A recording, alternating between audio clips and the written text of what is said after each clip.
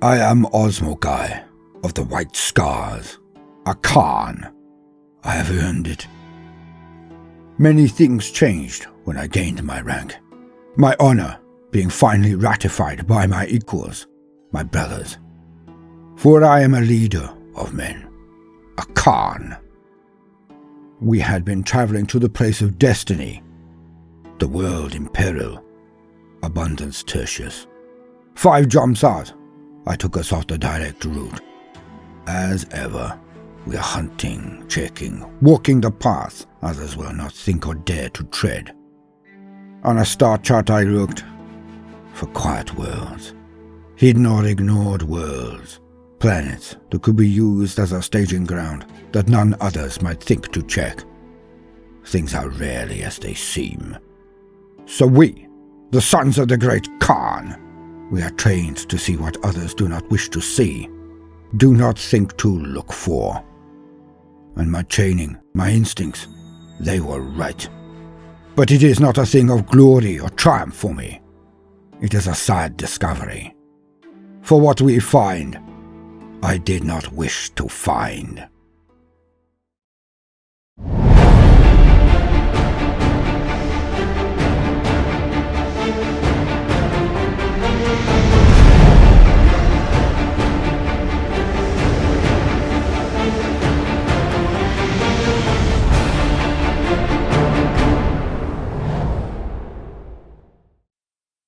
And a brief advert from the sponsors of this video. 1 minute 15 seconds, let's have at it! In the grim darkness of the far future, there is only war. Warhammer 40,000 Lost Crusade. Will you pick up the gauntlet and take on the mantle of command? With the most recent update, Warhammer 40,000 Lost Crusade has now added a new function called Rally the Chapter, and players can now choose from 4 other options: the legendary Ultramarines, the stealthy Raven Guard, and the stoic Imperial Fists. And of course, also the mighty Sons of the Khan, the White Scars. The fastest and arguably the fiercest of all of the Space Marines, the White Scars believe in lightning-fast assaults, leaving no foe alive at their end. Go to the HTML for Lost Crusade or join the Rally Your Chapter event to invite friends and gain more chances for rewards. Battle anytime, any place, anywhere on this free-to-play mobile MMO strategy game. So hit the links in the video description, download the game, and receive the $10 gift voucher, and then raise your personal banners. Download Warhammer 40,000 Lost Crusade today, and lead your chapter to victory. And now back to the story. They said that the battle at Abundance Tertius would be against the Greenskins. Others too, but they were not sure who. Strategic prognostication never are. With a sinking feeling in my gut, I knew. It could not be that simple. It could not be that clean a war. For fighting against the Greenskins is grueling, their ferocity and tenacity, and equal to our own. But it is a clean thing. We fight. There is no trickery, no obfuscation, no tricks. They arrive and we fight until one side is dead, and one victorious. But what I see is not clean. It is not going to be a straight battle, a clean fight. We stopped at a planet that had been desolate and barren on all records, but we immediately registered a plethora of life signs, a cornucopia of flora, but all odd.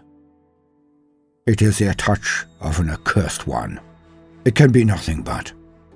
We disembark from our storm ravens, and our tires grip the land and churn it into spray. But the sprays from our bikes are too high, too feculent, too debased. All is a sludge on this world. No trees, no ferns, no grassy plains, where clearly there should have been. So the world recovered in the last 8,000 years. Life bloomed and found a way. But then, only recently, it was all destroyed again. All turned to sludge. We do not bare our faces to the winds. We do not see the skies with our own eyes. We retain our headgear and sealed suits, as the miasma in the air flashes as lethal if we were exposed to it. It is a sign of the Lord of Flies.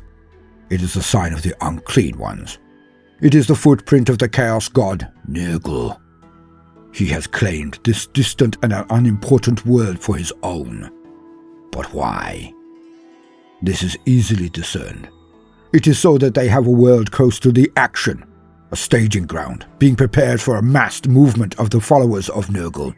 His garden on this world will give them succor. So, we visited its surface to be certain, and now we are. But I am still unsure of one thing. Are they still here? Are they massing? Are they presently on this world? Our scans have not been clear, our ship blind to the nuances due to all of the signs blaring from this world. So we landed. So we could check. My men despise this world as much as I do. It is defiled. We mourn the distant plains that should be open and free, covered in billions of blades of grass.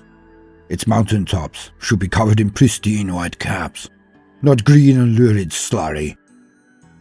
So much like home. Yet what Chogoris would become if we were to surrender to evil, to chaos. This can never be. Never. Every one of my warriors will fight all the harder in the coming campaign after this. This desecration of beauty. And we will have our vengeance upon those who did this. Be it here, or be it on Abundance Tertius. They will pay. For this can be no accident, no coincidence. They are preparing their places for a protracted war. This battle will not be against greenskins alone. I know it. So many times have I dreamt of this moment, this campaign. All my life have I trained for this war. All of my life has brought me to this point. I lift my arm swiftly, and my cyber eagle takes flight, a thing of wonder. It is linked to my helm, the helm I gained when I was made a Khan. And I link with its vision. I see what it sees. The world charges away from me as I take to the skies. I ply up, and soon I see what should be white clouds bobbing in the air. They are low, they are heavy, with a light green tinge that defiles them. I bank and twist away from them, not going beneath but around. I see the world below me, and I want to weep, for it is all like this, debased. My vision is so wide, so expansive. I can see myself and the tiny specks of white around me on the canvas of green. Is this how he sees? Is this how Red Eagle exists? Always aloft, always aloof, always surveying. And it begins.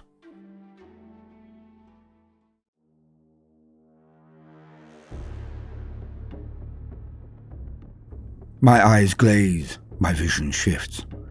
It is not my vision, nor the senses being sent to me through the ancient wisdom, antediluvian artifice coming from the Cyber Eagle. It is something else entirely. I see a different plane, a different world. It is darker. It is amid a storm. I look down on myself. I am laughing. My head bared and my fist shaking at the skies as a natural storm comes hither. It is lightning and thunder, water and wind. It is natural, and I witness my own excitement. But if I see me, then whose vision is this? I see myself don my helm, kick my ride into activity, and thunder toward the enemy lines. Clouds of another form erupt from the place I am heading toward. They buzz and flutter as they come, some forms of huge bugs, winged ones that drone in the skies and then fall on my men. The flies come down and attack my men. It is not reality. I see all in symbols and metaphor, but they are known to me. I have spoken for long nights with the storm seers. I know I am in a vision. All is unclear, but presented to me in images I recognize, so I might know. My men will die. yet I laid them forward nonetheless. It is reckless, not something I have been prone to in many, many decades now. Then I see why. For I look to my sides and above and below. I am surrounded by small red eagles. All are now flying down behind me as I dive towards the flying things. I crash through them. My copy is doing the same. We beat them back in the air, or force them to the ground, dead, to our beaks and talons. The white-clad bikers then move forward unimpeded, as they smash and slice the vile ones with ease. I fly down to the leader, me. I drag him from his bike and hold him aloft in my talons. We crush through the hordes of evil. He swings his sword down as I peck and use my mighty wings to destroy the enemies he misses. We forge a pathway to the heart of the evildoers. All the while I scratch at my charge, all the while he struggles with my grip. And all of our struggles leads to more of the foe dead. The vision ends.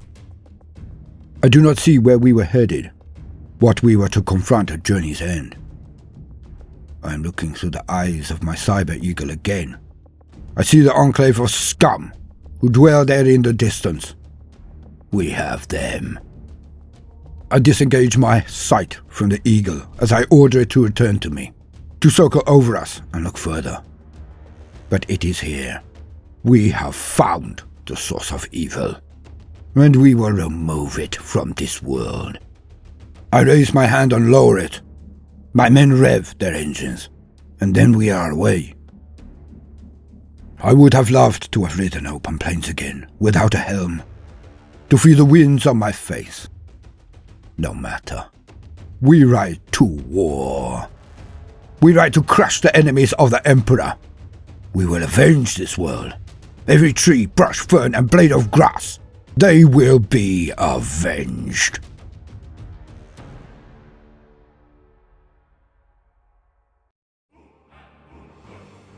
Welcome, gentle listener. I am Baldermort, your faithful servant, and I wish to introduce you to the forces, factions, and war gear of the Warhammer 40k universe, the grim darkness of the far future, where there is no time for peace. There is only time for war. This week, we take a look into the armories and reliquaries of the mighty sons of the Warhawk, the White Scars. For each chapter of the first founding, and many others that have sprung up since, have items and objects of great antiquity and powerful providence. Each is an heirloom of their chapter, meaning their culture, their warrior band, their very history. And they are seen as being far more important than the present incumbent who wields, wears, or carries them. So steeped in lore and import are they. And so, as usual, for the very basics, let us lean on existing wisdom. To quote. Chapter Relics. The vaults of Guangzhou are filled with beautifully crafted weapons and equipment. Each curved filigreed blade and elaborately inscribed cuirass is rich with the weight of history, and is recalled in tales told by the Stormseers when the chapter gathers. When battle is joined, these artifacts are a truly potent asset, and new threads are added to the tapestry of their legend. The Banner of the Eagle. As a first founding chapter, the White Scars can trace their history back to the birth of the Imperium. The oldest relics of the chapter date back to that ancient time, and the Banner of the Eagle is one such artifact. It is incredibly rare for this venerable standard to be brought forth into the crucible of war, though any wily commander knows the inspirational effects that such a sacred banner can have on those that fight in its fluttering shadow. At the crown of the banner sits the glorious adamantium eagle, the symbol of the White Scars' bloody victory on Golgotha, from which the Banner of the Eagle takes its name. Dueling Tolwar. Reputed to have its origins amongst the mountain tribes of Chogoris, the dueling Tolwar is a White Scar's ritual weapon. Its short, curved blade makes it ideal for quick short cuts, allowing the wielder greater speed in combat, switching between defensive and offensive stances with a flick of the wrist. Ritual duels between comrades are common between Chogorian tribesmen, and while the feuds that inspire so many duels are rare amongst the White Scars, the practice of dueling to resolve personal disputes, to hone skills, or even simply for the love of a challenge, remains strong. Many White Scars have special curved blades, patterned upon the talbars used by the Trogorian people, created for dueling and battle alike, carrying them in anticipation of the inevitable close combat that many battles culminate in. The particular shape and balance of these weapons allows them to be wielded swiftly and deftly, moving from defense to attack at lightning speed.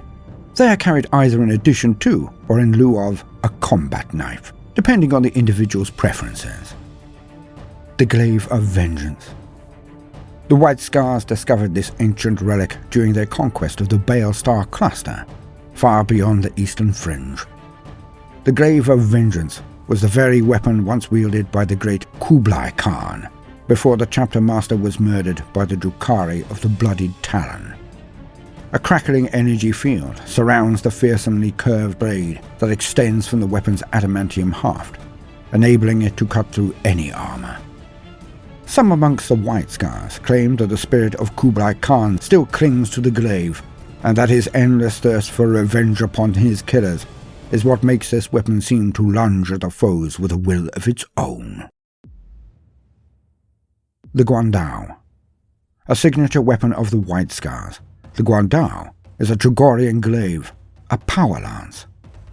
Considered blessed weapons, Guandao possess a 2-meter-long haft with a single-edged curved blade, which is primarily used by White Scars Astartes to extend their reach or to increase angular momentum and the striking power when the weapon is swung. This makes the Guandao ideal for charging from the back of vehicles or striking at foes while beyond the reach of their weapons. When used in close combat on foot, its purpose is more to disarm an opponent and deflect their strikes. The Hunter's Eye. The tribes of Chogoris are famed throughout the Imperium for the consummate skill of their horse archers. It is written in the scrolls of the plains that the Hunter's Eye, an ingeniously constructed bionic eye of great age and unrivaled quality, was created in honor of this aspect of the White Scar's heritage. This device picks out augur-assessed weak spots in the quarry's defenses, enabling its wearer to strike with uncanny accuracy, or to relay information via data geists to other friendly forces engaging the target. The data gathered by this device allows the wearer even to see behind cover and make sure that no prey escapes the hunter.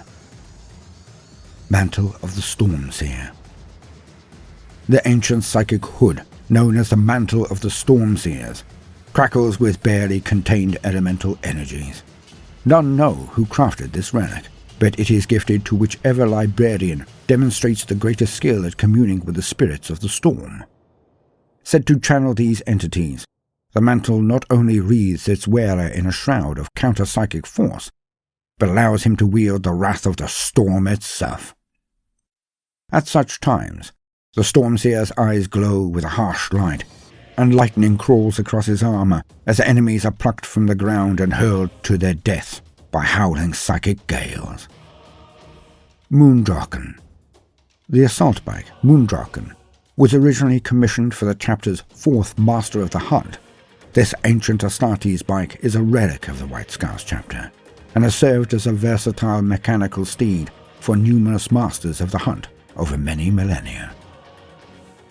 Fitted with powerful engines, bulletproof tires, and formidable armament, Moondraken has been lovingly maintained by the chapter's tech marines, and has served the Masters of the Hunt well in their never-ending quest to chase down their quarry in the midst of a hunt.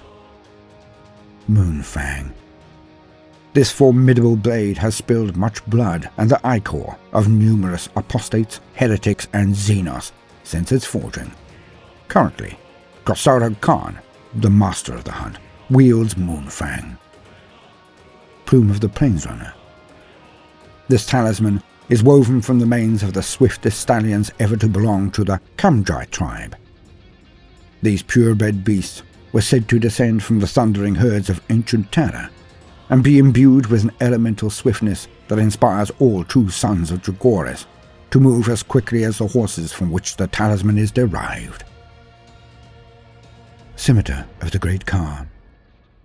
One of the favoured weapons of the tribes of Chogoris is the scimitar or talwar, a lightly curved blade well suited to their mounted style of warfare, as already noted. It is little surprise that the armories of the White Scars contain many power swords forged in the style of traditional Chogorian tulwars.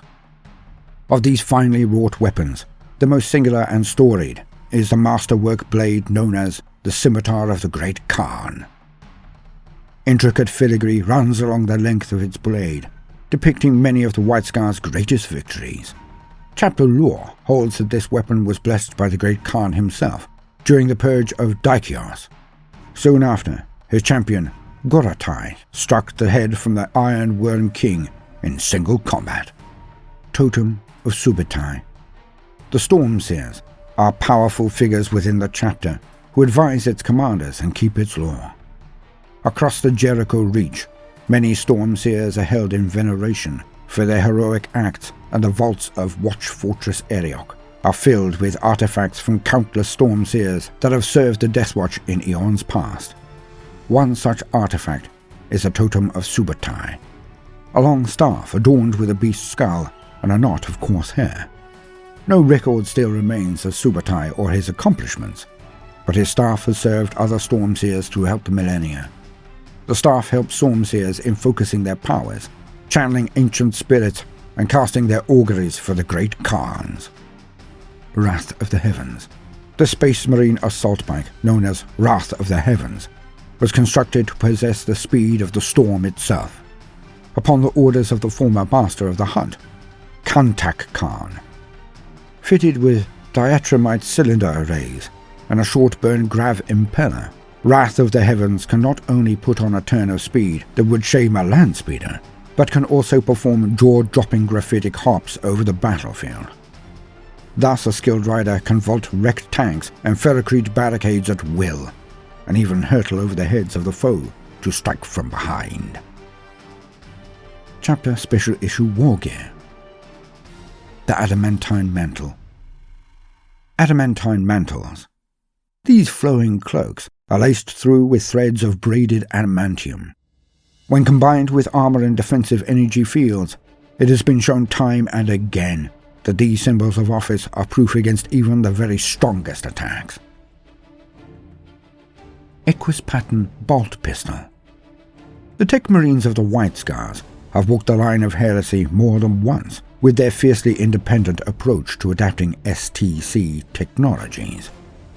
The Equus is one such instance, a variant bolt pistol design that strains the capabilities of the gun's machine spirit to the limit by firing rapid flurries of bolts as its wielder charges into battle. Equus pattern weapons are rare. Their hyper-accelerated rate of fire soon burns out their mechanisms, martyring the pistols within a few short Terran years of battle. Stormwrath bolts. Fashioned according to ancient designs by Chogorian artificers, and intended for use in hunting the macro-predators of the Kumkata Mountains, these acid-etched bolt shells contain a secret alchemical propellant formula, and their explosive cores are laced with fulgurite that strikes like caged lightning within the target. Sidebar. This may be an outdated entry now, as fulgurite is exceptionally rare, as we shall see in the future. And lastly, Cyber Eagle Helm. These helms contain engrammatic circuits that mentally link the wearer to a cybernetically enhanced hunting bird familiar. Circling high above the battlefield, the Cyber Eagle feeds a constant stream of optic and auspex data to the helm's wearer, overlaying their auto senses with targeting projections and auto and hostile proximity alerts. End quote. The sons of the Warhawk, the riders of the plains, the White Scars. Even from their earliest days, they have been fundamental to the success of the Great Crusade and then the survival of the Imperium of mankind. But few know of their deeds, know of their phenomenal honor and tenacity. But rest assured, we shall see them in action again very soon. I look forward to it intensely. I have been Baldermort, your faithful servant. I hope you have enjoyed this brief introduction to White Scar artifacts. If so, then please consider liking and subscribing. If you do, then hit the notifications button, as I would not want you to miss out. If you see the worth in what we are doing, then do also consider joining our Patreon, or giving the video a share if that is beyond your present scope. It would be a great boon. Now, no matter what you do today, do try to make some time for fun. Toodaloo.